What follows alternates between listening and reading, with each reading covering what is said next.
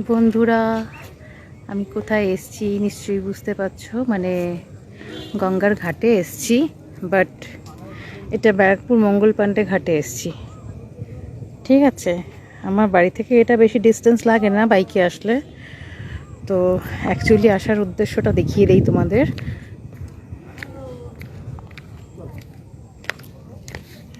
এই হলো ব্যাগ ভর্তি বোতল এবং জার সব রয়েছে। এ দেখো ছোট একটা সুন্দর মন্দির রয়েছে। ও আমার প্রিয় ঠাকুর বজরংবলী রয়েছেন। ঠিক আছে,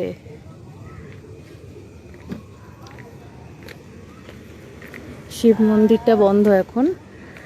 তো এসছি গঙ্গায়, একটু সেরকমভাবে হাওয়া নেই, অস্বস্তি লাগছে। মানে প্রচণ্ড গরম আজকে, শুনছি 2 তারিখ অবধি থাকবে এই গরমটা। সূর্য আজকে ভোর 3:15 না কটা নাগাদ সূর্য রোহিণী নক্ষত্রে প্রবেশ করেছে। তো এটা 2 জুন অবধি থাকবে এই গরমটা, মানে অস্বাভাবিক লাগছে। ওই এই যে বুড়ো দাদু বসে বসে বিড়ি ফুঁকছে। কী যে বিড়ির নেশা বলাই মুশকিল। যাই হোক, তো জল টল ভরবো, বাড়ি চলে যাব। জলটা শেষ হয়ে এসেছিলো তো ঠাকুরের জন্য, তো এটা নিতে এসছি, একটু অনেকটাই নিলাম।